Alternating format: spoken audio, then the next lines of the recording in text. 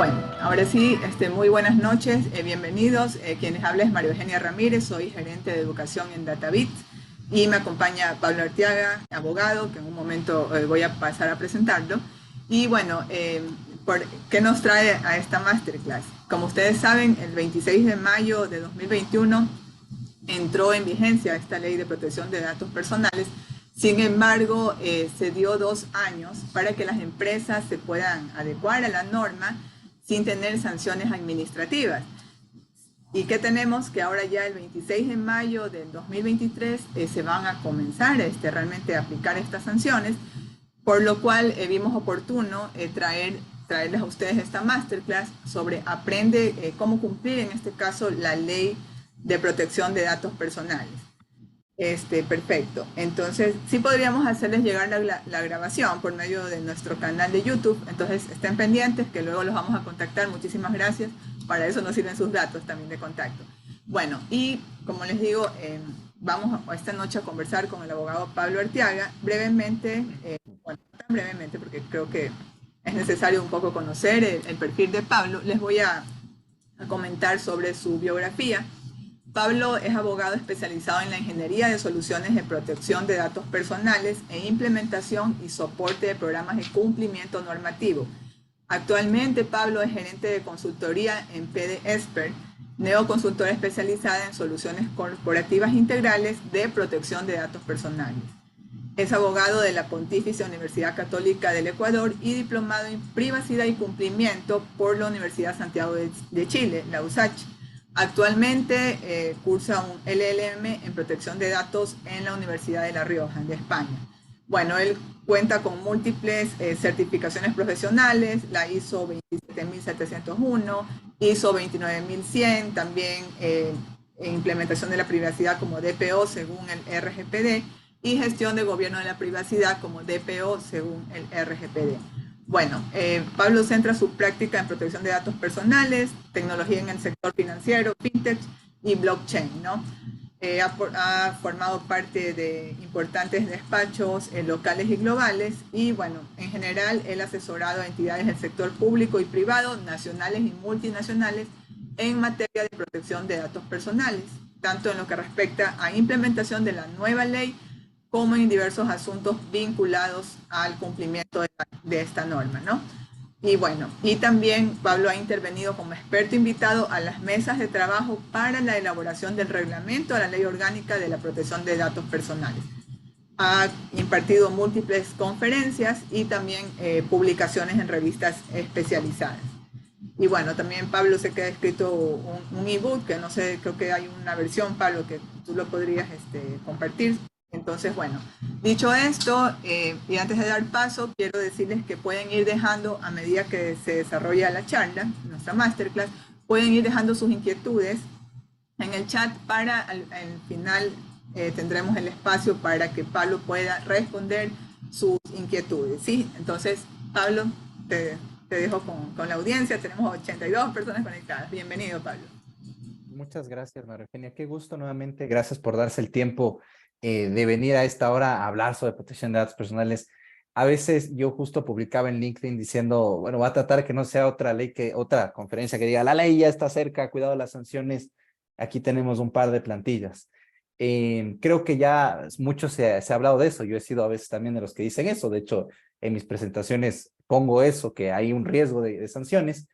Pero no nos vamos a centrar en eso. Por acá, yo hoy voy a hacer un poco fuera de lo convencional, porque he estado experimentando un poco con el uso de whiteboard, ¿no?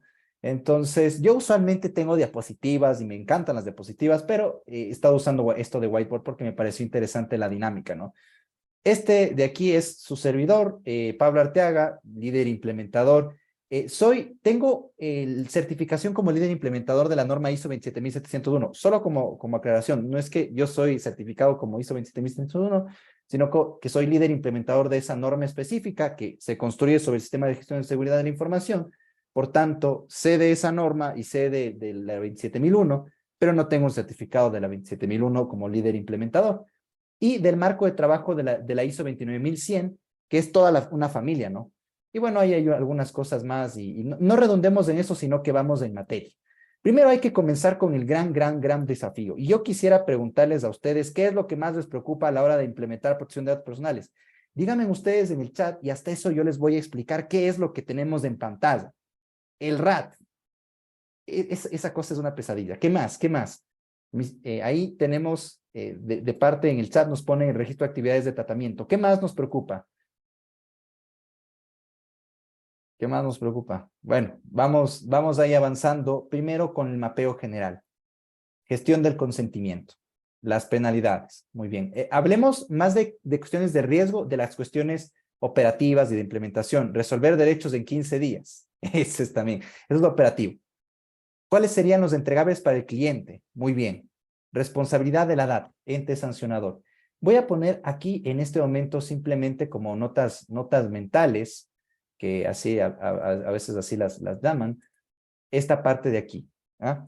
El RAT, consentimiento, derechos.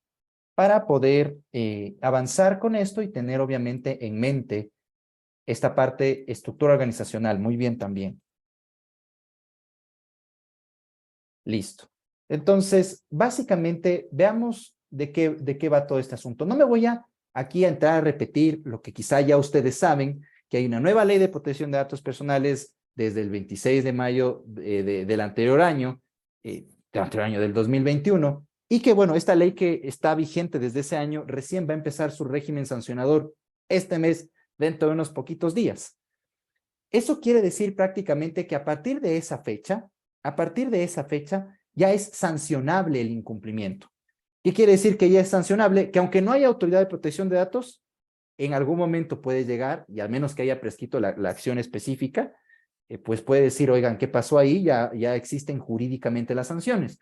Para los que no son abogados, curiosamente, aunque en el texto de la ley uno ve el régimen sancionatorio puesto ahí a partir del artículo 65, me parece, más o menos, el régimen sancionatorio de medidas correctivas, el de medidas correctivas está arriba del sancionatorio, ese régimen jurídicamente todavía no existe hasta que mágicamente por una ficción jurídica en mayo de este año empiece a existir y entonces, empezando a existir, son aplicables las sanciones. Ahora, jurídicamente hablando, no existen las sanciones, esa es la explicación un poco soft, sepan disculparme los abogados para explicar por qué todavía no nos pueden sancionar. Ese es el primer punto, una nueva ley, nuevas reglas para tratar los datos personales legítimamente. Todos lo sabemos. Ahora la cuestión es, ¿cómo llevo yo esto a la práctica? El gran desafío. La respuesta es simple en el sentido de que tenemos que implementar algo que se llame, más bien, algo que nos sirva para proteger datos personales conforme a la normativa aplicable. A ese algo le podemos poner los nombres que queramos. Como esto ya está de un tamaño grande, le voy a poner aquí. Si queremos llamarle Programa Interno de Protección de Datos Personales, le podemos llamar Programa Interno de Protección de Datos Personales. Si queremos llamarle Programa de Cumplimiento, le podemos llamar también Programa de Cumplimiento. Más allá del nombre, son la definición, ¿ya? Y eso es sumamente importante porque siempre hay que partir de los conceptos, una definición. Una definición que si nosotros queremos llamarle lulo, que en Colombia entiendo que así les llaman a la naranjilla, a nuestra riquísima y exquisita naranjilla ecuatoriana, lo importante es saber que es una fruta cítrica que en jugo con un poco de leche es muy, muy buena. Lo importante es la definición. Comencemos entonces por los conceptos. No estoy planteando aquí ser la Biblia de la protección de datos personales, sino comenzar con el porqué.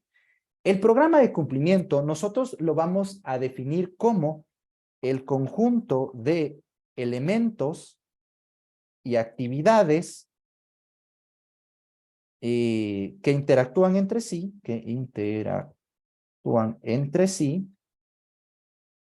para proteger datos personales. Proteger datos personales, eso es PDP. Conforme que, ahí va dos cosas. Requisitos y expectativas de las partes interesadas, PI para los abogados, que ahí vio un especialista en PI, no va a ser propiedad intelectual, aquí va a ser partes interesadas, y los requisitos normativos. Vamos a ver cómo eso se plasma acá en la práctica. Conjunto de elementos, o sea, tenemos que construir cosas, entes, y hacer cosas. Entonces, básicamente, de eso que estamos viendo aquí, se nos van a desplegar algunas cuestiones. Yo, de hecho, tengo un curso desarrollado un poco más extenso, uno que se extiende hasta como 60 horas, donde está descrito esto con mucho más nivel de detalle. Aquí vamos a hacer aparecer mágicamente una diapositiva que así se hace más bonito el tema. Fíjense, conjunto de elementos y actividades que interactúan entre sí para proteger datos personales conforme la normativa aplicable. Esos elementos tienen que ser los elementos esenciales y comunes a todo programa de cumplimiento. Las cosas que tenemos que hacer. Y ahí uno dirá, bueno, ¿y qué tengo que hacer? Vamos a ir de lo macro a lo micro. De lo macro a lo micro. Entonces, primera cosa que dijimos, nueva ley, nuevos desafíos, nuevas reglas. Ya sabemos que nos van a sancionar. ¿Cómo la ponemos en práctica? La solución es implementar algo. Si a ese algo le vamos a llamar programa de cumplimiento, ok. Si le vamos a llamar programa integral, ok. Si le vamos a llamar programa interno, ok. Si le queremos llamar sistema de gestión de la información sobre privacidad, ahí sí no les digo tan ok, digo alto, que ese es el nombre del sistema de gestión que está en la ISO 27701, y para que se llame así, ahí sí tiene que volverse hacia lo que dice el estándar específico. Pero fuera de eso, ustedes pueden decirle como quieran. En México le dicen sistema de gestión de la seguridad de datos personales. Ok. Mismo gato, diferente collar. ¿Qué es lo importante? Conjunto de elementos y actividades que interactúan entre sí para proteger datos personales conforme los requisitos y expectativas de las partes interesadas y los requisitos normativos. Vamos entonces a ver cuáles son esos elementos. No nos vamos a concentrar tanto en las actividades que ahí están orientadas en el ciclo PDCA, sino que vamos a ver los elementos y vamos a abstraernos en esos elementos y vamos a volcarnos en un poco de estas tareas que dijeron por ahí y a ir jugando aquí y allá con un esquema un poco más flexible, porque yo lo prometí públicamente, tratar de ser flexible, sí, ser muy masterclass, pero también ser flexible porque sé que esto es sumamente complejo y que yo les digo, tengo un curso de como 40 y tantas horas hablando de esto. Las 60 horas son académicas, pero hay trabajo independiente, de modo que nos podríamos quedar aquí por los siglos de los siglos.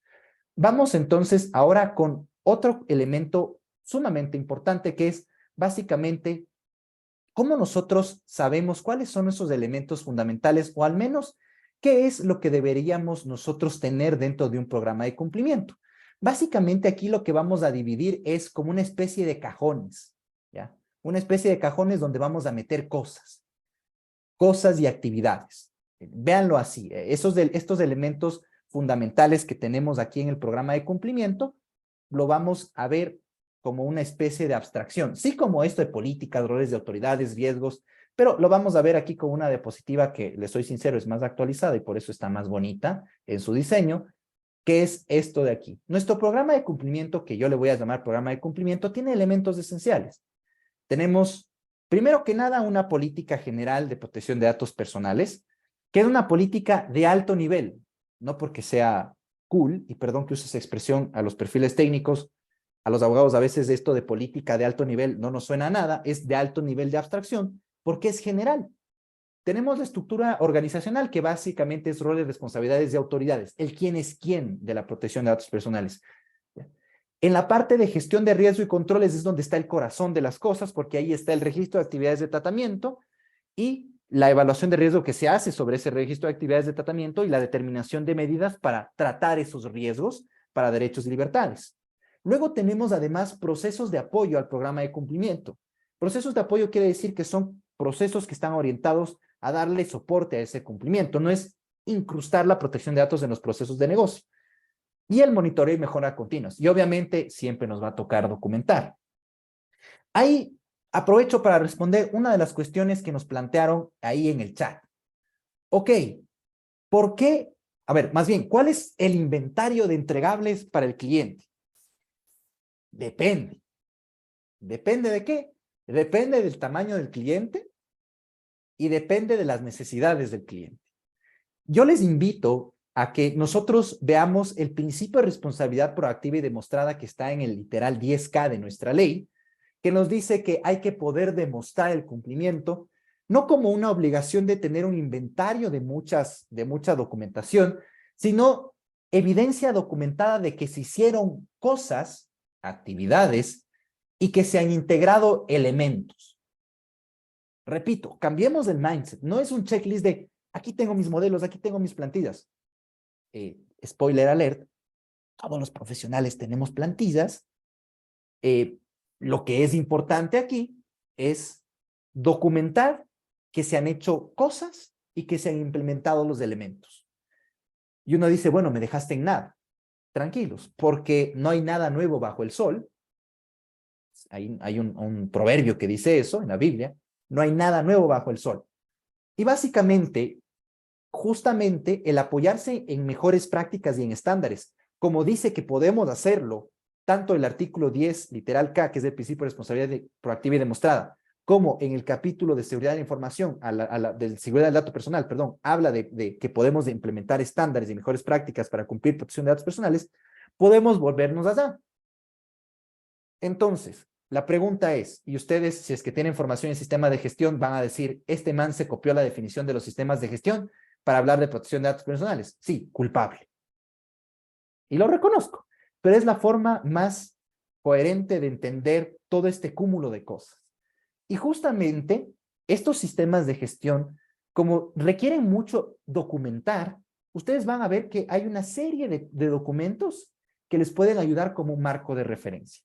Voy a tratar de ensayar una especie de checklist de documentos, pero insisto, no se trata de tener un montón de documentación, sino de tener ese enfoque en el resultado que queremos obtener. Volvámonos acá entonces a esta mirada del marco de trabajo, ¿no? Aquí está las cosas que hacemos conectadas con las actividades. Ustedes vieron acá que estaba planificar, bueno, aquí en el otro está hacer, aquí dice operar, mantener y mejorar. Esto básicamente es el ciclo PDCA, el ciclo de mejora continua, Plan, Do, Check, Act, que es un ciclo en el cual se pueden entender todas estas actividades.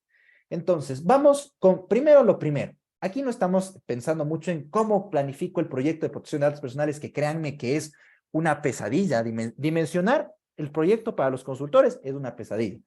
Saber cuánto nos vamos a demorar, también es una pesadilla, porque hay ciertas incertidumbres. Esas cuestiones son implicaciones de project management para protección de datos personales. Aquí básicamente vamos a hacer una especie de cirugía al programa de cumplimiento.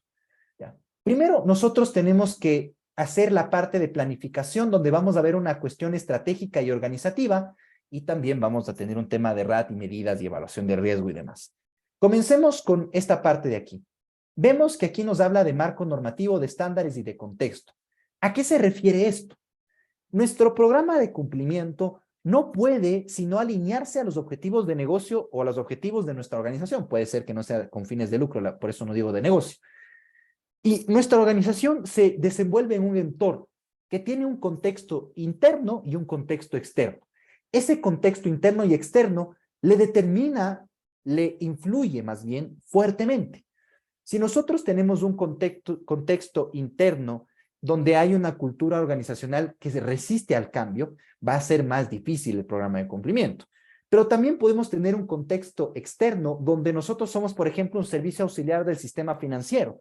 Y entonces nos relacionamos con entes, con clientes y con competencia en un sector regulado.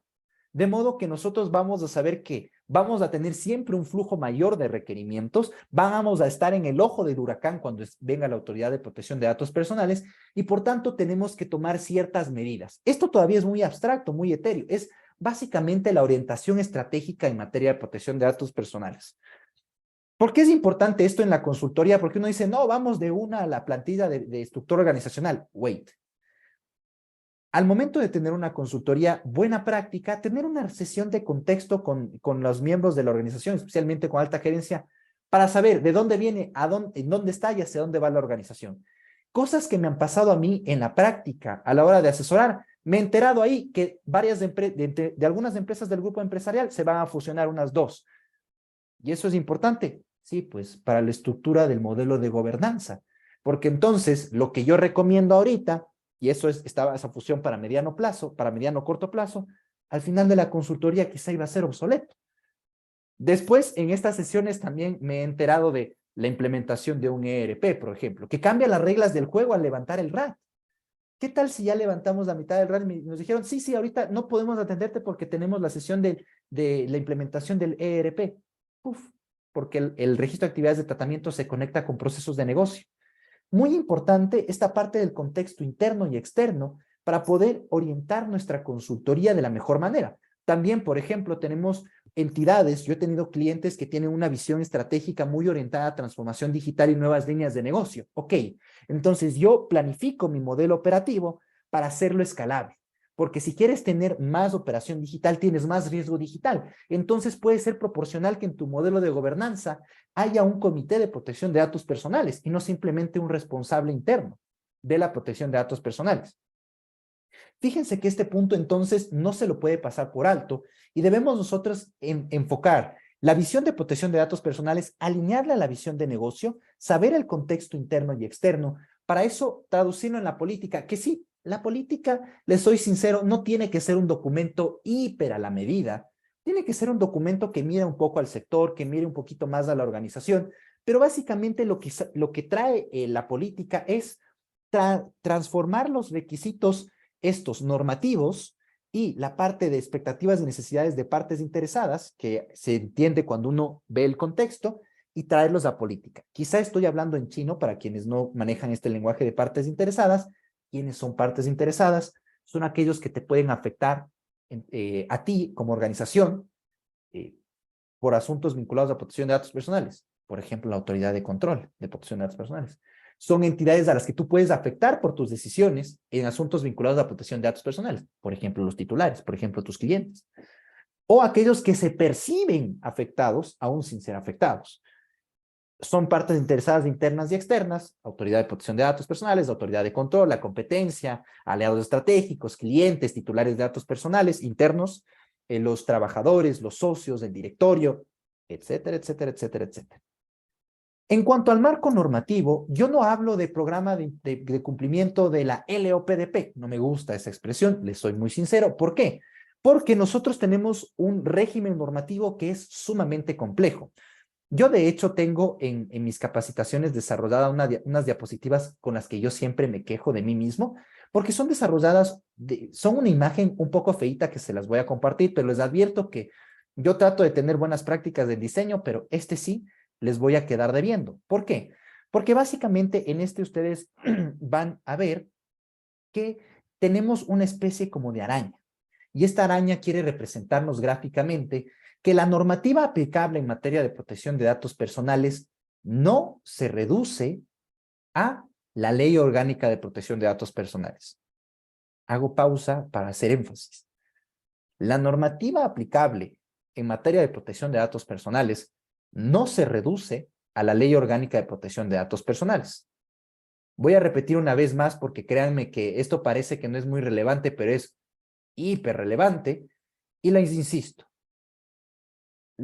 entonces, la normativa aplicable en materia de protección de datos personales no se reduce ¿a qué? A la Ley Orgánica de Protección de Datos Personales. Si no se reduce a la Ley Orgánica de Protección de Datos Personales, entonces, ¿qué cara tiene? ¿Cómo se ve? Ahí es donde entra en el juego, o debe entrar en el juego, este gráfico extraño que lo acabo de extraviar. Denme un segundo, aquí en vivo se me acaba de traspapelar la diapositiva donde lo tenía preparado. En todo caso, denme solo No te un preocupes, minuto. hasta eso pueden seguir dejando su... Sí, sí, lo que pasa es que estaba en la sesión equivocada. Mil disculpas. Les No te traigo preocupes. ya este gráfico, no muy simpático, insisto, y voy a moverme al área de trabajo de poner gráficos por acá. Control V. Este es normas que conforman el Sistema Ecuatoriano de Protección de Datos Personales. Fíjense, su marco normativo está regido por la Constitución ecuatoriana, por la jurisprudencia constitucional, por la Ley de Protección de Datos Personales, por el reglamento de esta ley, por la normativa secundaria, por la normativa sectorial de rango legal y la normativa sectorial secundaria en sus diferentes manifestaciones. En la práctica, por ejemplo, el sector de la educación superior tiene una disposición por la cual tienen que publicar los rangos salariales de la gente que trabaja allí. Hay una sentencia de la Corte Constitucional que interpreta el texto normativo y te dice, este texto, para velar por la privacidad, basta con que tú pongas los márgenes asociados al rol, es decir, instructor de DataBits, tal margen, y no, Pablo Arteaga, tal margen salarial. Uno dirá, también importa la jurisprudencia constitucional. En cuanto a la ley, nosotros vamos a ver qué es la columna vertebral y que el reglamento también, pero la normativa sectorial puede ser general, pero puede ser también además, secundaria puede ser general o puede ser sectorial. Y la normativa sectorial también tiene asuntos vinculados a protección de datos personales. Esto se ve mucho en los sectores regulados, telecomunicaciones, salud y sector financiero. Yo les digo, por ejemplo, el régimen regulatorio, el régimen normativo que tiene los servicios auxiliares del sistema financiero en su manifestación, servicio de referencias crediticias, lo que hacen los buros de crédito, es complejo y no se reduce a la Ley Orgánica de Protección de Datos Personales, sino que el régimen general es la Ley de Protección de Datos Personales y lo que está aquí en general, y lo rojo es complejo porque es el Código Orgánico Monetario y Financiero, las resoluciones de la Junta, de Política y Regulación Financiera, y también las resoluciones de la Super de Bancos y de la Super de Economía Popular y Solidaria. Entonces, se vuelve un régimen un poco más complejo. Cuidado entonces, si ustedes son asesores de entidades grandes, en pensar que simplemente, la ley de datos, ley de protección de datos personales en primera instancia. ¿Cómo nosotros podemos hacer un ejercicio práctico en plasmar esto en una herramienta y pasarlo de ese gráfico un poco feo que les he plasmado ahí? Voltéense a ver al sistema de gestión de seguridad de la información y sepan que hay una matriz de requisitos normativos. Googleen, matriz de requisitos normativos de SGCI y van a ver que o más bien documento de requisitos normativos, porque algunos lo hacen en Excel, otros en un Word, y es básicamente te dice qué implicaciones normativas hay para tu para tu sistema de gestión. Aplicado al programa de cumplimiento, básicamente es inventariar qué normativa tiene impacto en el programa de cumplimiento. Obviamente Constitución, obviamente Ley Orgánica de Protección de Datos Personales, obviamente el reglamento a la ley, pero en el caso del Servicio de Referencias Crediticias, Código Orgánico Monetario y Financiero, las resoluciones de la Junta de Política y Regulación Monetaria y Financiera, porque en ese tiempo, cuando se emitió esa norma, tenían ese nombre. Ahora ya no tienen ese nombre, pero bueno, así está. La Super de Bancos. Y además tenemos algo que es propio de cuestiones que son comunes a todas las organizaciones. Normativa de derecho laboral. En algunos casos, la normativa de prevención le detesto el nombre de esa ley, es tan grande. Lo de compliance, la primera, prevención de lavado de activos y financiamiento de los delitos. Perdón si dije mal el nombre de la ley, pero se entiende. Eso básicamente, ¿por qué? Porque sí está atendiendo, no a todo el programa de cumplimiento, sí a una sección específica, pero básicamente nos dice qué cosas normativamente tenemos que tener en cuenta para implementar. ¿Ok? Voy ahorita a ver en el chat, tenemos la ley de transparencia y acceso a la información pública, también, clave. En el sector salud, en el manejo del archivo de historias clínicas y la inalterabilidad de dicho documento, por supuesto. Y de hecho, por ejemplo, eso es tan así que el derecho a la rectificación en el sector salud tiene implicaciones de pinzas, porque uno no puede cambiar la historia clínica por el hecho de decir, no, es que me dieron mal un diagnóstico, entonces rectifícame ese dato porque no tenía eso, sino otra cosa. La historia clínica no se puede modificar. Así haya habido un equívoco, no se puede borrar y decir, no, es que eso sucede. Cuidado. Por eso es que este ejercicio no lo pueden pasar como algo irrisorio. Volvamos acá, porque aquí vemos la política, que es simplemente la parte estratégica, pero está la parte organizativa que tiene un nombre bien guapo, que ustedes pueden darle otro nombre si quieren. Modelo de gobernanza. ¿Qué es esto, el modelo de gobernanza? Prácticamente son los entes internos que toman decisiones sobre protección de datos personales. Sé que la definición es mucho más sofisticada. Me disculpo con los perfiles que tienen una formación robusta en estos asuntos, pero estoy tratando de ser ecléctico, ni tan hiperjurídico, ni tan hipertécnico, por la audiencia diversa que tenemos. Básicamente, aquí es donde nosotros definimos la parte de roles, responsabilidades y autoridades. ¿Qué nosotros tenemos que tener en cuenta aquí? En primer lugar, que la ley no nos dice nada sobre eso. Lo único que nos dice es que en algunos casos habrá que tener un delegado de protección de datos personales.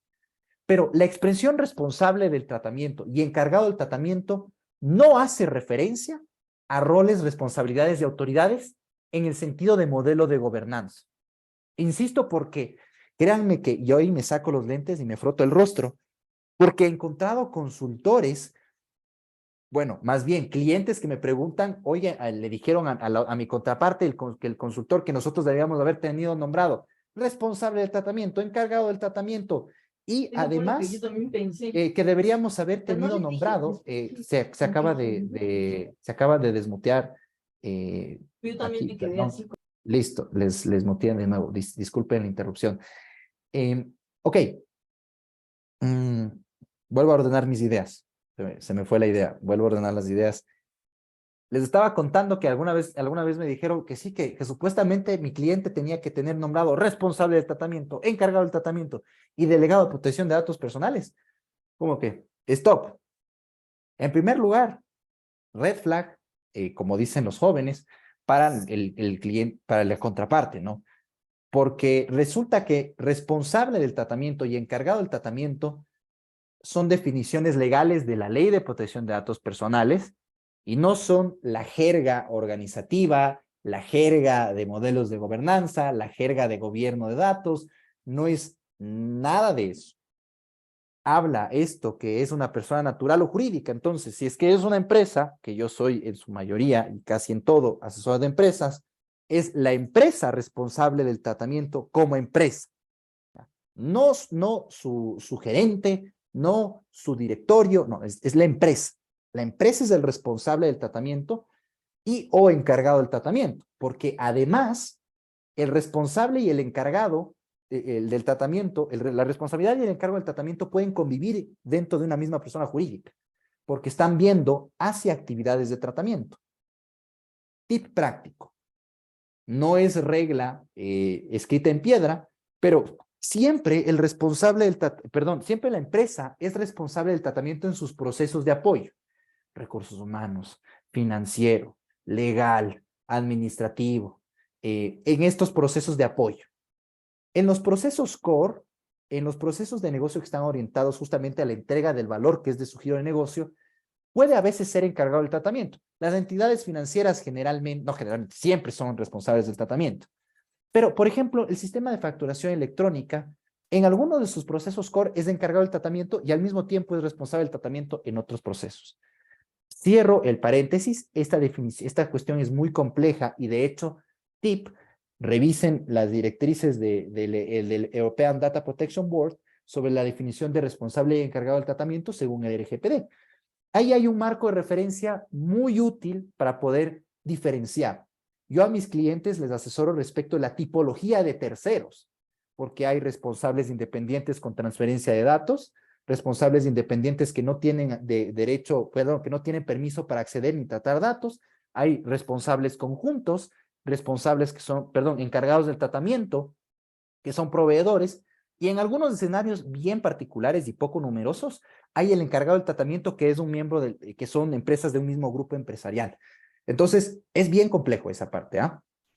Síntesis de esto, para que no nos abrumemos y por qué parece que me fui por las ramas, simplemente estoy insistiendo en, una cosa es la jerga legal y otra cosa es esto del modelo de gobernanza. La ley no dice nada sobre el modelo de gobernanza, solo te dice, si estás en los casos del artículo 48, tengo un delegado de protección de datos personales. ¿Cómo construir eso? Pregúntenles a la gente que sabe de gobierno de TI, de gobierno de seguridad de la información, de gobierno de datos. Los abogados, y yo digo los abogados incluyéndome a mí, usualmente de esto no sabemos nada. Y justamente porque no sabemos nada, es que tenemos que volvernos a los estándares. Por ejemplo, las mejores prácticas internacionales sobre cómo se gobiernan determinadas cosas. Tenemos, por ejemplo, en la ISO, tenemos una ISO sobre la gobernanza de la seguridad de la información, en la ISO 27014, la de la gobernanza de TI, no me acuerdo, si hay algún experto que aquí se acuerde el número de esa norma estandarizada, ahí está, que nos dicen cómo se estructura el gobierno de estas cosas. Tenemos marcos de referencia, como por ejemplo el modelo de 3 líneas de defensa, en donde nosotros establecemos justamente una línea que está en la parte operativa, otra parte que está en esta asesoría un poco consultiva, que es la segunda línea, y la que es de auditoría propiamente dicha. Entonces, formas de hacer esto no están en la Ley de Protección de Datos Personales, formas de hacer esto están en las mejores prácticas de cómo se gestionan organizaciones en temas afines. ¿Cuáles son los temas afines? Riesgo en todas sus manifestaciones. Riesgo de tecnología de información, riesgo de seguridad de la información, e inclusive en temas de auditoría. ¿Cuál es la regla en piedra o cuál es la fórmula matemática para saber qué le digo a mi cliente? simplemente es el olfato consultor. Y ahí sí, me permito decirles, toca estudiar y practicar. Porque entonces uno tiene una organización que es un grupo empresarial, y al grupo empresarial, en este ejemplo yo lo que he hecho con uno de mis clientes es modelo de gobernanza con una estructura de 3 líneas de defensa, donde tengamos entes por empresa y un ente centralizado a nivel grupo. Y la segunda línea de defensa está a nivel grupo y la tercera, pues como es auditoría, está a nivel de empresa. Son decisiones que dependen mucho de cómo está la organización. En una organización, recién nomás tuvimos la conversación de no queremos un nuevo comité. Bueno, no quieren un nuevo comité, pero bueno, intégrenle en el que ya tienen. En otra organización no es necesario un comité porque hay un nivel de madurez muy bajo. En otra organización sí es necesario un comité. ¿Saben por qué? Porque resulta que solo tienen un departamento de TI con 3 personas y ustedes son del sector seguros y quieren además crecer y están incursionando en transformación digital. ¿Cómo puede ser que no tengan gente in-house, no solo de tecnología, sino de seguridad de la información? Necesariamente evalúen tener un comité para tratar seguridad de la información, tecnología y protección de datos personales. Eso no está escrito en piedra. Lo único que es regla de oro es no se vayan a meter con los entes que están definidos por ley. Por ejemplo, los temas de compliance, el comité de cumplimiento, no se vayan a meter por ahí a querer integrar ahí la protección de datos personales porque es más complicar las cosas, ¿ya? Porque como eso tiene una normativa específica que lo regula y que dice deben tenerlo y tienen un esquema de reporte complejo, es mejor irse por lo sano. No nos compliquemos demasiado. En síntesis, la ley no nos dice nada escrito en piedra, pero sí que nosotros tenemos que ser flexibles. Muchas gracias. ISO 38500 para gobierno de TI. Entonces alguien nos dice, ¿y qué hago? ¿Cómo hago para establecer esto? Si es que eres abogado, ponte a estudiar esto, pero también si estás asesorando ya, pregúntale a alguien que sepa. Y perdón que lo diga así, pero es que a veces todos pecamos, ¿ah? Tanto los técnicos como los jurídicos. Vamos a este tema, este hot topic, que es registro de actividades de tratamiento. ¿Ya? Esta es una cuestión salvaje, porque del registro de actividades de tratamiento, si nosotros hablamos de un modelo de dependencias, de una red de dependencias, este es el elemento crítico central. La red de dependencias es una herramienta que se usa en el project management para establecer cuál es la línea crítica de actividades.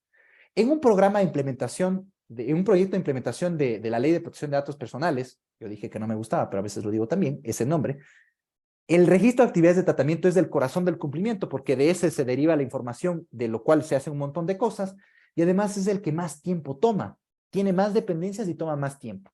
¿Cómo generar eficiencias? Primero, la base es que todo esto se conecta con procesos de negocio. Entonces, nosotros debemos, primero, mapa de procesos. Para ahí integrar la protección de datos, las actividades de tratamiento. ¿Cómo nosotros debemos identificar las actividades de tratamiento? ¿Cómo debemos describirlas? En la práctica no hay, así como hay para la diagramación de procesos, para el levantamiento de procesos y para todo el proceso, todas las cuestiones de optimización de procesos de negocio, es un mundo, es un universo y tienen muchos estándares para poder levantarlos adecuadamente. En cambio, para actividades de tratamiento, la cuestión es mucho más flexible. Porque entonces, yo les soy sincero, por ejemplo, a la hora de levantar las actividades de tratamiento en los procesos estratégicos. En planificación estratégica, ¿qué actividades de tratamiento tienes? Simplemente convocar a la gente y por ahí revisar un par de cosas más. Vamos a poner ahí toda una serie de actividades de tratamiento hiperdescritas, no es proporcional. Hay guía de consulta obligatoria, la guía de la Agencia Española de Protección de Datos Personales sobre la parte de riesgos, y la parte de evaluación de impacto en la protección de datos personales.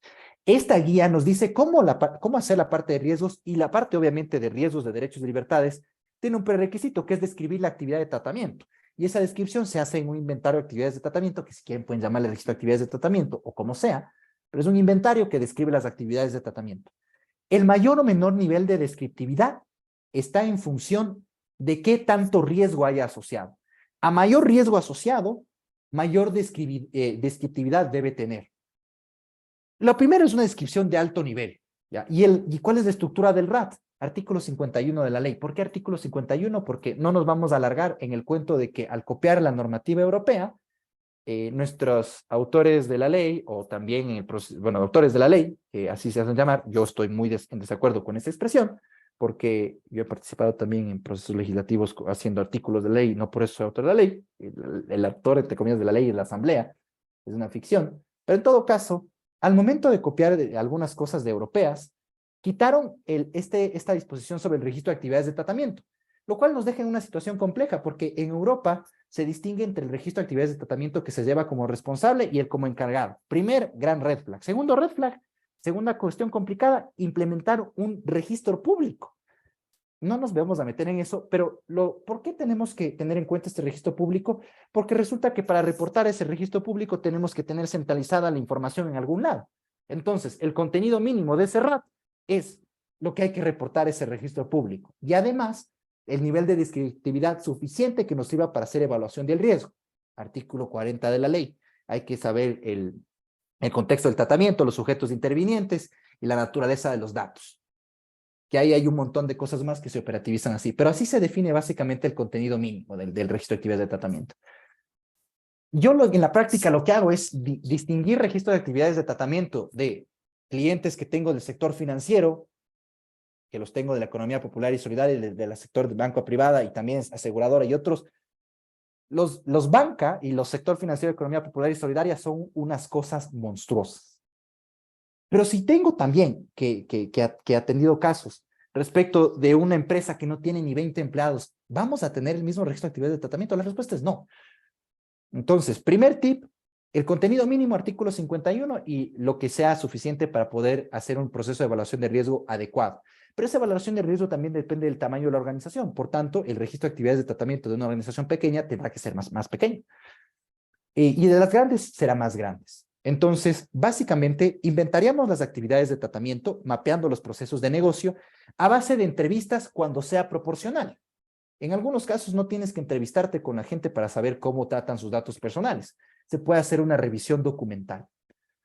Luego, en la parte de aquí, vamos a tener dos cuestiones diferenciadas, que es el cumplimiento y la evaluación de riesgo para derechos y libertades. Esta cuestión es clave.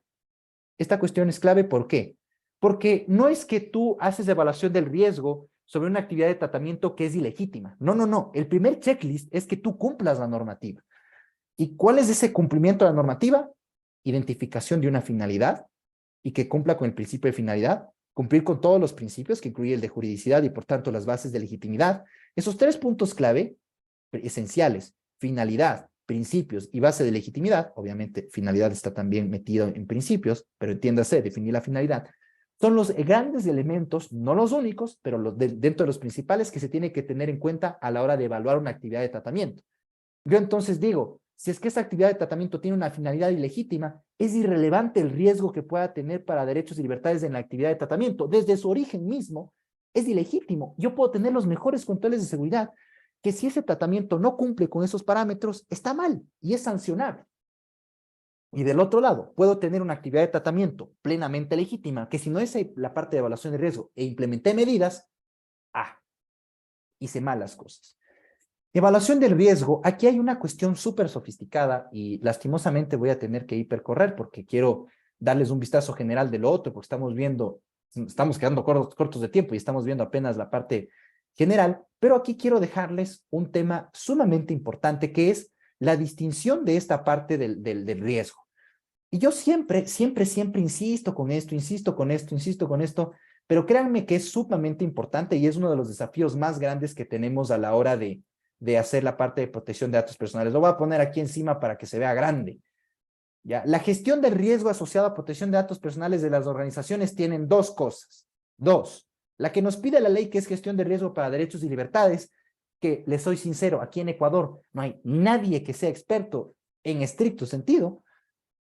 Y la gestión de riesgo corporativo, que es el riesgo legal de cumplimiento, que ahí sí puede haber muchos expertos en gestión de riesgo corporativo, pero que son dos cosas diferentes. En la práctica, en la organización, se gestionan de la mano, pero lo que nos pide la ley no es evaluación del riesgo de seguridad de la información o evaluación del riesgo legal de cumplimiento. sino una metodología de gestión del riesgo diferente. Eso implica que, y por eso es de miedo asesorar a entidades grandes, que para soportar una auditoría, nosotros tenemos que tener un proceso de gestión de riesgo robusto. Y el primer paso es definir el proceso y la metodología de gestión de riesgo. Y definir eso. Y les aseguro que muy pocas entidades, inclusive en las grandes, están haciendo eso.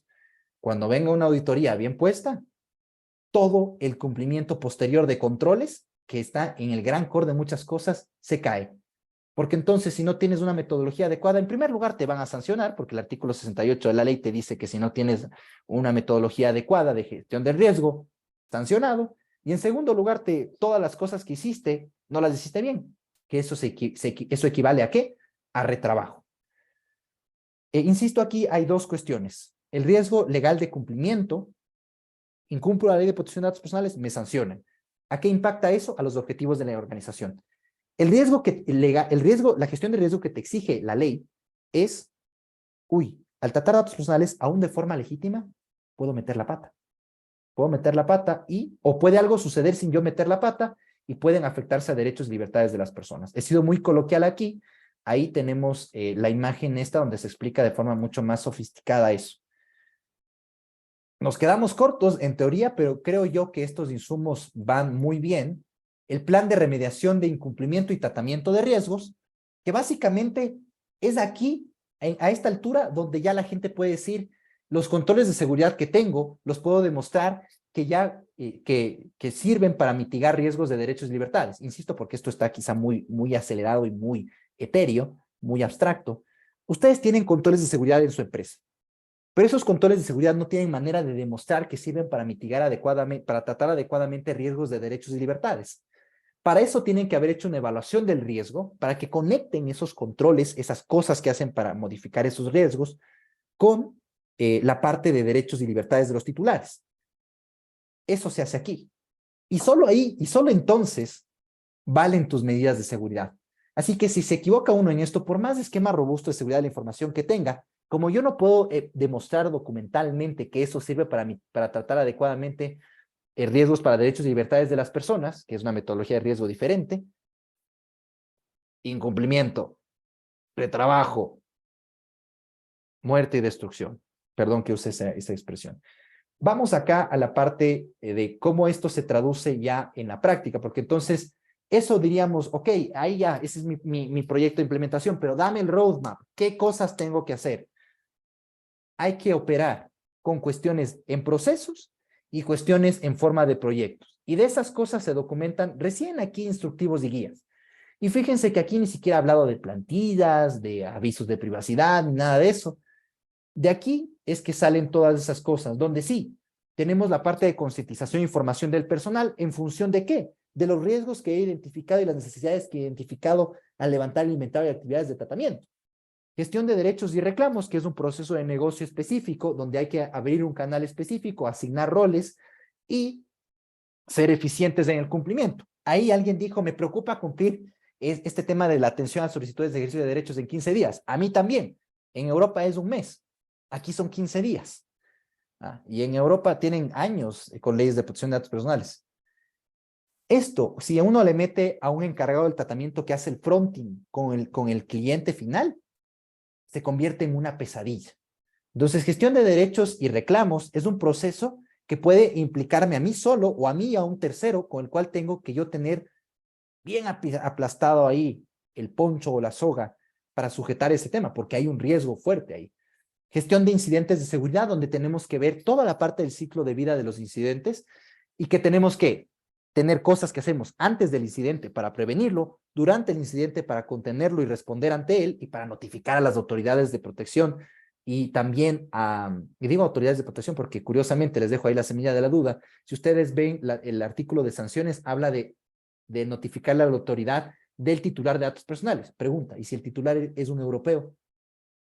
¿Notifico a alguna de las autoridades europeas? Ahí les dejo la pregunta. Ahí les dejo la pregunta. Nuestra ley tiene sus bemoles y bien fuertes, pero en todo caso, notificar a titulares. Y para eso hay que tener procedimientos claros, hay que tener simulaciones y luego hay que documentar eso para hacer la parte de mejora, para aprender lecciones de eso y además para hacer el fronting con la Autoridad de Protección de Datos Personales, porque va a investigar. Consultas internas básicamente es consultoría. Si tú tienes el talento interno suficiente para responder consultorías, tenlo ahí, si no, externalízalo. Gestión del consentimiento básicamente es que el consentimiento, ¿dónde se toma? En formularios, que pueden ser físicos o en contratos, o en entorno online, en formularios online, o en clics que se hacen en el entorno online. Y básicamente lo que hay que hacer es gestionar el consentimiento. ¿Cómo? Uno tiene que saber cuándo, cómo y de quién se tomó el consentimiento, si ese consentimiento sigue vigente, es decir, si no lo han revocado, y además hay que establecer procesos para revocatoria del consentimiento y poder atender adecuadamente a eso. Entonces es todo un proceso de gestión del consentimiento. Y porque uno tiene que poder documentar que ha cumplido con la parte del consentimiento. Entonces, proceso de gestión del consentimiento, cosas que se hacen para gestionar el consentimiento. ¿Cómo se hace esto en la práctica? Pues depende. Si tú eres una plataforma que funciona solo como un e-commerce, pues va a ser muy digital. Si tú tienes muchos formularios físicos, pues va a ser también cuestión de formularios físicos. Es una cuestión potente. Por eso es que cuando la gente dice esto de protección de datos personales solo son cláusulas, y no han aprobado un presupuesto para protección de datos personales, fuertes del asunto. Gestión contractual, aquí están encargados del tratamiento, corresponsables, aquí está también el tema de colaboradores, de trabajadores. Es gestión contractual porque con los trabajadores no es muy difícil. Lo que uno tiene que definir es, en función del registro de actividades de tratamiento, ver qué permisos tiene cada uno respecto de tratar datos personales y redactar eso. Redactar estos acuerdos de protección de datos personales. Que, por favor, perfiles legales. No, o más bien, yo les recomendaría, no es obligación, no está escrito en la ley, pero yo recomiendo, o si lo integran ahí, pues háganlo, pero háganlo bien. No confundir la confidencialidad en materia de intelectual con la confidencialidad en materia de protección de datos personales. La confidencialidad en materia de propiedad intelectual, ahí es el enfoque en cómo impacta la pérdida de confidencialidad en los objetivos de negocio. En protección de datos personales es cómo afecta la pérdida de confidencialidad de los datos personales a los derechos y libertades de las personas. Entonces son dos cosas diferentes. Que si quieres hacerlo en un solo acuerdo para que no quede demasiados documentos, ok, pero documenta entonces adecuadamente las instrucciones sobre tratamiento de datos personales que le das a tus empleados, la parte del deber de confidencialidad y, de manera independiente, la confidencialidad sobre secretos de negocio. Por favor, lo propio con los proveedores. En la parte de gestión contractual es complejo, porque resulta que es un riesgo asociado a terceros, y de hecho, en la parte de acá, lo ponemos en gestión de riesgo de terceros, porque la ley nos exige que nosotros tengamos, por ejemplo, con los encargados del tratamiento, el aseguramiento de que tienen medidas adecuadas y necesarias, de que cumplen con garantías básicas de protección de datos personales. Entonces, básicamente hay que preguntarles, auditarles, exigirles cosas. Eso es gestión de riesgo de terceros, que se puede integrar en sus procesos de gestión de proveedores. Acá, en esta parte contractual, básicamente es la gestión documental. ¿Cómo esto se puede hacer en la práctica? Primero hay que inventariar a los terceros, aliados estratégicos, proveedores y en algunos casos también clientes, especialmente cuando, por ejemplo, los servicios de auxiliares del sistema financiero tienen un core muy de clientes B2B, obviamente. Entonces, cuando hay unos clientes B2B, ahí se vuelven muy relevantes los clientes también en esa gestión de terceros. En todo caso, hay que inventariarles. Segundo paso, hay que saber si son relevantes o no para materia de protección de datos personales. Si no son relevantes para materia de protección de datos personales porque simplemente son, por ejemplo, mi proveedor de la papelería, simplemente le incluyo, si es que tengo contrato, una cláusula informativa en temas de protección de datos personales. Pero si es mi proveedor de facturación electrónica, de todo el ERP que incluye temas contables, no le voy pues a dejar simplemente con una cláusula chiquita, sino que voy a decir, ok, este tiene tal alcance e impacto en las actividades de tratamiento, tiene tal perfil de riesgo y en virtud de tal perfil de riesgo hago tales y cuales acciones. Y ahí, en algunos casos, te trasladas acá, a gestión de riesgos de terceros.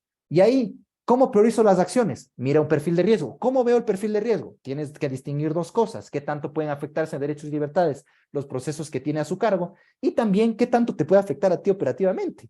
Porque si es uno que está en tu core de servicios, no te puedes dar el lujo que él incumpla, porque te afecta fuertemente. Entonces, ahí viene mucho tema de riesgos. Gestión del deber de informar, ahí es donde están las cláusulas informativas de artículo 12 de la ley en todas sus manifestaciones y sabores. Estoy corriendo un poco por el tiempo porque quiero acabar de documentar esto y me van a matar mis hosts de DataBits. Y yo a veces soy así, tengo flojo el reloj. Dale, Tengo Pablo, flojo el creo que está reloj muy y hablo interesante mucho. porque están casi el mismo número de personas que estamos, así que dale. Sí, sí. Bueno, y si se nos caen 2 que 3, pues que se nos caigan, Se lo ¿no? pierden, se lo Sí, pierden. que no bajemos de 100 nomás. En todo caso, gestión del deber de informar. Gestión del deber de informar básicamente es cómo cumplimos el artículo 12 de la ley. Y esa forma de cumplir el artículo 12 de la ley tiene un montón de manifestaciones. ¿Cuál es el principio básico? Cada vez que yo recojo datos personales o recibo datos personales, tengo que informarle al titular de los datos sobre cómo se tratan sus datos personales. ¿Eso cómo puede manifestarse? En cláusulas informativas, en avisos de entorno online, en rótulos, en un montón de cosas grandes. ¿Cómo sé qué me sirve? No porque el abogado me dio una plantilla enorme de, aquí te lanzo yo las plantillas, yo también les puedo lanzar las plantillas. Y de hecho aquí les soy infidente, recién antes estaba en una sesión de trabajo interno con mi equipo y estaba mostrándoles cómo usar, les digo los plazos prohibidos, cómo usar el chat GPT para generar plantillas básicas de determinadas cosas. Entonces, las plantillas no aportan valor. Lo que aporta valor es realmente saber dónde recoges datos personales y dónde te enteras de eso. Registro de actividades de tratamiento. ¿Y dónde te enteras lo que le tienes que informar al titular? Es decir, cómo se tratan sus datos personales. Registro de actividades de tratamiento. Lastimosamente, y yo hoy y casi todos los días sufro, cuando recibo el requerimiento de mis clientes, mira, esta entidad de tal dimensión, entidades grandes, clientes grandes que están asesorados lastimosamente mal, nos mandaron este acuerdo de protección de datos personales. Me mandaron un acuerdo en cargo del tratamiento que comenzaba diciendo conforme el artículo 12 de la ley. Yo vi eso, casi me sangran los ojos y yo iba a decirle a mi cliente, no quiero revisar más, sé que todo el resto está mal. Porque es encargo del tratamiento. El encargo del tratamiento está en el artículo 34 de la ley. Y aún así, el encargo del tratamiento, ese documento no tiene que limitarse pues a reproducir el artículo 34 de la ley. Sino, ¿para qué existe? No tiene que ser el cumplimiento. Entonces, gestión del deber de informar está relacionado en el artículo 12 con el derecho a la información. ¿Y cómo sabemos cuándo informar? Pues por el RAT. ¿Cuáles son esas actividades de gestión del deber de informar? Identificar cuándo corresponde informar. Identificar el contenido de lo que se debe informar. Identificar en el cuándo y el cómo. Es el momento y en la forma oportunas. ¿Qué se debe informar? Y también a veces toca gestionarles a los terceros que deben informar, ¿no? Entonces, y la parte contractual de mantener actualizadas las cláusulas. Pero entonces, ¿qué es lo primero que uno tiene que hacer? Es por dónde me entran datos personales. Lo segundo que tiene que hacer, ok, ¿qué debo informar? El contenido está en el artículo 12 de la ley. La forma tiene que ser el lenguaje sencillo y transparente, no en una jerga jurídica incomprensible. Y perdón, eso va hate contra los abogados, 1000 disculpas.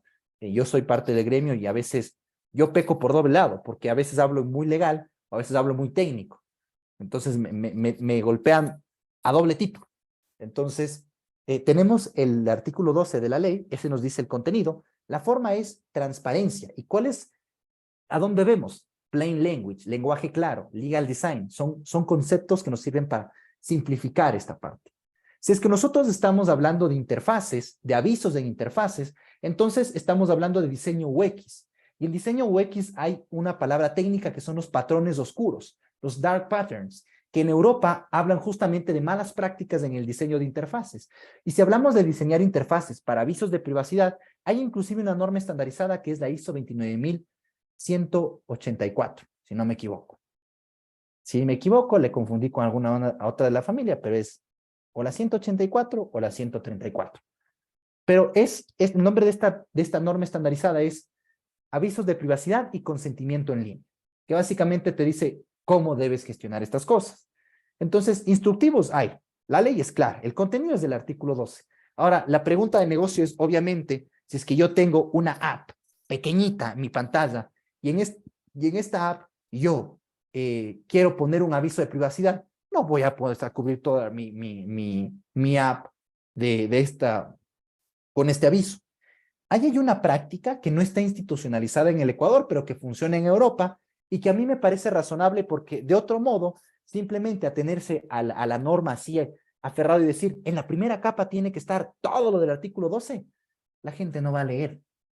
Hay algo que se llama esquema de doble capa informativo, que es el tip práctico para cuando uno no quiere hacer súper engorroso el formulario informativo o el aviso informativo. ¿Y hay una guía de eso? Sí. La Autoridad Española de Protección de Datos Personales, guía del deber de informar, ahí está. No hay nada nuevo bajo el sol. Lo que hay que saber es dónde buscar y saber hacer los cambios, ¿no? Porque esto no es de Europa, me van a disculpar. Tenemos una norma muy parecida y me has bien dicho copiada de normativa europea vigente y derogada, pero esto es de Ecuador. Esto es de Ecuador. La normativa, especialmente quienes trabajamos con entidades más grandes, es determinante la normativa sectorial. Ahí les dejo un caso así picoso. No hay una norma legal expresa para un servicio específico. Si es que no hay una normativa, bueno, no les voy a contar el caso mejor. Lo voy a dejarlo ahí en incógnito. Era un caso bien interesante que, como no hay una normativa legal expresa que ordene transmitir los datos, a diferencia de Europa, aquí se tiene uno que apoyarse en el consentimiento. Algo parecido a esto pasa en el caso de las aseguradoras y los brokers de seguros, que supuestamente parece que tienen que pedir el consentimiento para tratar datos relativos a la salud, cuando estamos hablando o sea, por ser datos sensibles, porque no hay otra base de legitimidad que se le parezca a la ejecución del contrato, que está en el artículo 7. Son cuestiones que uno dice, okay, son difíciles. En Europa ese modelo funciona porque tiene otras disposiciones diferentes. Si ustedes ven cómo es el tratamiento del sector asegurador en Europa, pues sepan que aquí tenemos una cuestión diferente en bases de legitimidad.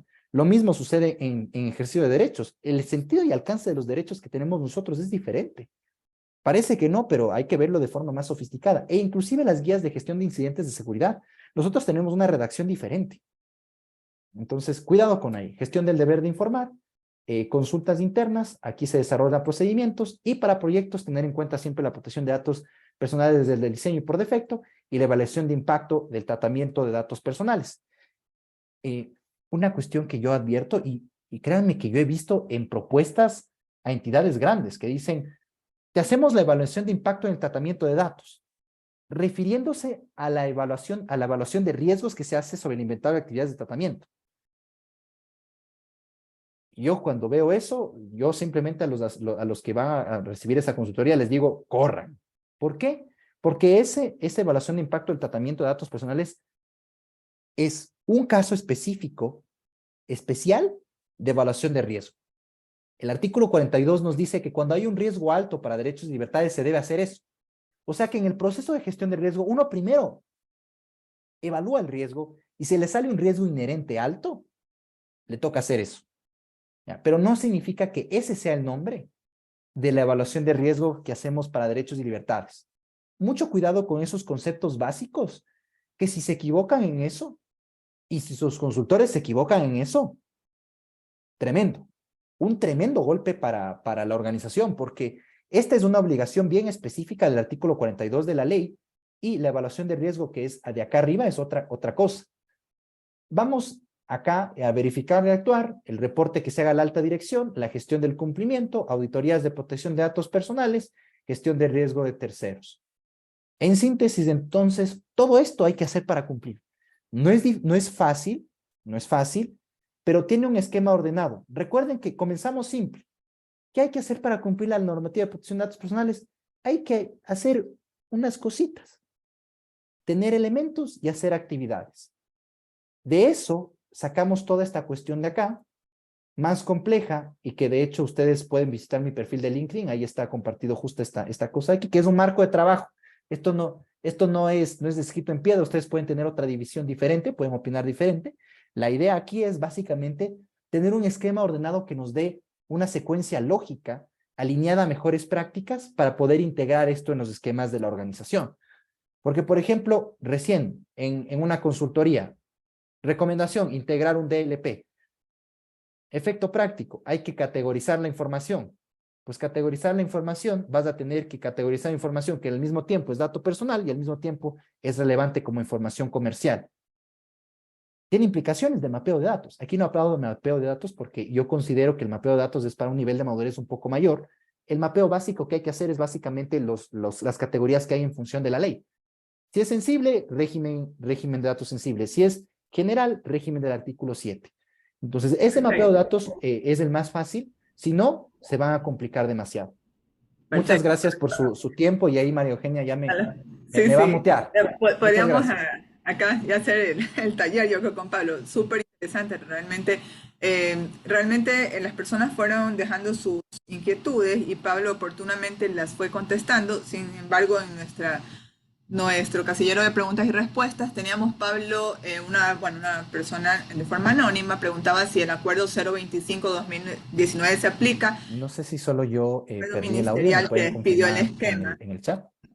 Sí, sí, se refiere al Ni me acuerdo digan que yo me caí. ministerial Sería 025-2019 muy penoso. que pidió el esquema gubernamental de seguridad de la información. No sé si eso se aplica, tal vez nos puedes actualizar esa parte. El acuerdo ministerial 025-2019 se aplica. No estoy, yo realmente no me sé por los nombres de acuerdo ministerial tal. Si me pueden dar más Sí, contexto de qué acuerdo es, les respondo a la pregunta encantado. claro, sí. Él Pero, pidió el esquema gubernamental de la seguridad de la información. Ajá. ya. O sea, eso básicamente hay que integrarlo, ¿no? O sea, es que protección de datos personales y seguridad de la información son dos temas afines que se integran en la práctica en cómo se gestionan y gobiernan, pero son dos, hasta tal punto son dos verticales diferentes en la gestión de riesgo digital, por ejemplo. Entonces, Perfecto. el acuerdo hay que tenerlo en cuenta como requisito normativo si es aplicable para la organización a la que estamos asesorando. Aquí hay otra Perfecto. pregunta muy buena que nos dice, ¿no debería como primera actividad primero ver mis brechas? Esa es una muy buena pregunta y mi respuesta es no, porque no es práctico. Porque como todas las organizaciones están en cero, su brecha es 100%. Y yo lo digo así, sin ningún reparo, 100%. Porque todo lo que es nuevo de la ley es nuevo.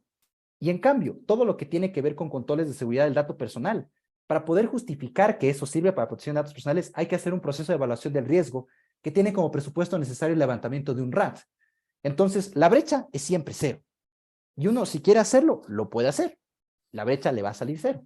Si uno tiene un marco de referencia, yo tengo un checklist que integra todas estas cosas de cosas que se hacen para cumplir la protección de datos personales, todos están en cero, porque aunque tengan un esquema súper robusto de seguridad de la información, no tienen la manera de justificar que esos controles sirven para mitigar riesgos de derechos y libertades de los titulares. Entonces, en la práctica, están todos en cero. Ahora, si es que en cambio yo entro a auditar a una compañía o entro a asesorar a una empresa y digo, ok, primero voy a ver la brecha que tienes para ayudarte, una vez implementado tu programa de cumplimiento, a darle soporte y mejora en continua, ahí sí cambia. Y ahí sí yo diría, hagamos primero un tema de gap, un tema de brechas. Porque ahí sí hay un presupuesto básico sobre el que comienzas.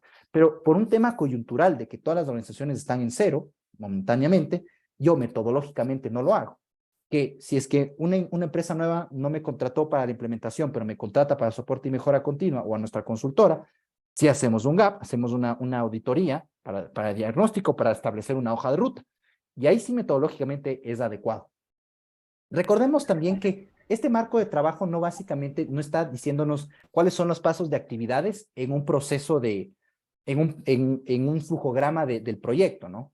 Simplemente tengamos en cuenta eso. Tengo también desarrollado eso, pero ese no es el objeto de aquí. Básicamente aquí vimos los elementos. Entonces, metodológicamente, tiene razón, coyunturalmente hay una excepción a la regla y lo que vimos aquí no es una secuencia de pasos, sino, obviamente, el esquema Plan Do Check Act sí nos habla un poco de secuencia de pasos, pero no es un flujograma del proyecto. Perfecto. El Y con delegado, la... perdón, Ajá, esto le habías contestado sobre el perfil del delegado de protección de datos. o sea, lo que tiene que tener básicamente es conocimiento de la parte legal, de la parte técnica y de la parte de negocio en cuanto a cómo se maneja el negocio y el sector. Por ejemplo, si a mí me piden ser delegado de protección de datos del sector salud, no gracias. No gracias porque es muy difícil cómo está construido el régimen de la ley nuestra y porque yo no soy experto en el sector salud. Yo estoy más enfocado en el sector financiero. Entonces, yo lo que haría es traer otro consultor del equipo y nombrarlo y yo darle soporte en otras cosas en las que yo sí soy competente. Pero hay que saber entonces, de la parte legal, no solo protección de datos personales, sino sectorial, hay que conocer la parte de negocio y hay que conocer la parte técnica en sus diferentes manifestaciones. Seguridad de la información, gobernanza, etcétera, etcétera, etcétera. Hay riesgos. Ajá. Tenemos ahí otra pregunta, ¿no? El esquema gubernamental de la seguridad de la información, o sea, ¿es de estricto cumplimiento de la función ejecutiva? Pregunta Michael, y Jonathan pregunta si la evaluación se hace por medio de esta entidad, de este esquema, perdón. Creo que otra vez se nos quedó Pablo, la conexión. Al parecer ya mi computadora quiere yo que me retire, entonces Sí. ¿Sabes qué? Vamos a hacer estamos algo, pasados la porque hora. estamos exactamente, comenzamos 116 personas y aún estamos 100. Sí vamos a contestar un par de preguntas más, sin embargo me gustaría hacer una pequeña pausa porque no quiero que se vayan sin esta información. Tenemos en DataBix una membresía básica ya de cursos asíncronos en la cual ustedes van a encontrar 20 cursos de análisis de datos, Power BI, ciencia de datos. Sin embargo, tenemos para esta oportunidad una preventa en la cual vamos a incluir temas de gobierno de datos, roles de datos, políticas de datos, cumplimiento de la regulación, que justamente Pablo es el profesor de 2 de estos cursos en nuestra ruta de aprendizaje. Si ustedes están interesados también en aprender todo esto, la metodología DAMA, les voy a dejar un enlace acá en el chat y por favor pueden contactar, alguien de nuestro equipo les va a dar esta oportunidad y la forma como adquirir la membresía. Esta membresía tiene una vigencia de 6 meses y su costo es de $150. Solo por estar conectadas en la masterclass pueden cancelar hasta el 16 de mayo a 89. Realmente son 27 cursos con todo lo que les acabo de comentar de análisis de datos y los cursos de gobierno de datos, más política de datos y cumplimiento de regulación, que justamente Pablo Arteaga es nuestro profesor en esta ruta de aprendizaje. Entonces les voy a dejar por ahí el enlace. Y la segunda, también queremos ver si ustedes estarían interesados, realmente lo vamos a validar. Queremos lanzar un taller de cómo hacer una hoja de ruta para la implementación, en este caso de la Ley de Protección Personales. Y les voy a dejar este enlace para que las personas que estén interesadas en anotarse en este taller de 16 horas en vivo, esto sí es en vivo, en este de aquí sí les voy a contestar directamente yo, María Eugenia Ramírez, entonces me pueden escribir allá. Entonces, dicho esto, creo que podemos seguir dando paso a las preguntas, pero no quería dejar pasar la oportunidad. El taller de 16 horas para ver esta hoja de ruta de cómo se puede implementar la protección de datos personales para cumplir, en este caso, la normativa, y la membresía básica que incluye cursos de ciencia de datos, análisis de datos, gobierno de datos, y tenemos a Pablo en política de datos y cumplimiento de regulación, ¿sí? Entonces acá pueden entrar, sí, con muchísimo gusto. Bueno, ahora sí, si tienen más preguntas, seguimos acá. Es increíble, no puedo creer que todavía estén conectadas. Estamos, Pablo, 99 personas, la verdad, creo que ha sido muy ilustrativa la masterclass. Has tratado de hacernos un resumen y has ido respondiendo también las inquietudes. ¿Tienen alguna inquietud? Sí, sí, en la membresía básica es acceso a nuestra plataforma en DataBix, es asíncrono, tienen 27 cursos con esta pregunta y el taller es aparte. Ese sí estamos sondeando el interés realmente, será un taller de 16 horas para ver la hoja de ruta. Entonces ahí nos pueden inscribir, son 2 enlaces diferentes, ¿sí? Ah, perfecto, ahí Carlos Luis. Listo. Aquí nos preguntan qué perfil debe tener el delegado de protección de datos. Yo ya dije, pero simplemente en Google poner el libro blanco del DPO y les sale algo interesante. Entonces, la respuesta ya les di yo en corto y les acabo de referir una herramienta que les puede servir consultiva, el libro blanco del DPO, que es europea, del ICMS Forum. Es muy buena. Entonces, ahí pueden ver, ampliar la información. El libro blanco del DPO. Perfecto. Si de pronto lo pueden colocar en el chat, Pablo. Claro, sí, por supuesto. ¿Es necesario que se cree un departamento en el organigrama para la protección de datos personales? No, puedes integrarlo en otro departamento. la verdad, no es necesario. No es necesario ni a veces es proporcional ni les va a dar el presupuesto, es lo ideal, o sea, en los libros y tal vez el activismo dirá, sí, un área, un comité, un delegado. En la práctica no va a pasar, hay constraints de presupuesto, no va a ser proporcional. Entonces, generalmente yo lo que he visto es integrarse esto al área de TI o al área de seguridad de la información. En un caso, al área de riesgos, pero porque riesgos tenía dentro a TI, y ahí por eso se puso ahí. Pero fuera de eso, son pocos los casos en los que yo he visto un área nueva, inclusive en entidades grandes. ¿Ah? Tengo por ahí algunas de la economía popular y solidaria, una sí tiene, otra no. Entonces, la respuesta no está en blanco, porque, por ejemplo, la economía popular y solidaria son entidades financieras, pero son un mundo en sí misma, porque hay algunas que son bien chiquitas y hay algunas que apenas su área de seguridad de la información es unipersonal. Entonces, vas a hacer que haya un área unipersonal de seguridad de la información y además un área unipersonal de protección de datos personales. Ahora, la pregunta es, la respuesta en contra es, ¿y vas a hacer que la seguridad de la información tenga esas dos competencias? De tripas corazón. Es difícil. Tenemos muchos desafíos como país en materia de protección de datos personales. Muchos, muchos desafíos, la verdad. Por eso es importante la capacitación también. Bueno, Exactamente. sí, entonces aprovechen ahí los que estén interesados en el taller. Como les digo, estamos haciendo un sondeo del interés. Este sería un taller de 16 horas enfocados en protección de datos personales y la membresía básica. Yo creo, Pablo, si bien tú dijiste que gobierno de datos no tiene nada que ver con la ley de No, protección de no, sí dije. O sea, no, no, datos, tiene que ver. Yo, de claro, hecho, pero no, pero de es hecho, como, no estamos en el medular, ¿no? O sea, lo que estábamos justo hablando. ah, eh, no, va- no. ¿Qué Y van a ver ahí, acá? Todo lo de gobierno, los roles, ujú. metodología DAMA. Justo repito, Pablo está de profesor ahí con política de datos. Si Pablo, quieres un poquito ahí también tú. Ahí yo me rectifico, o sea, me rectifico si es que dije medio mal, tal vez alguna cosa que esto no es gobierno de datos por el sentido de que no es equivalente, ¿ah?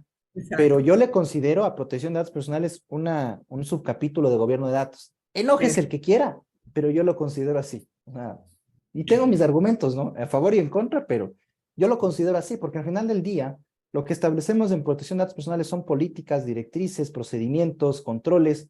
¿Para qué? Para gobernar datos, que son datos personales y tienen requerimientos específicos, pero son datos.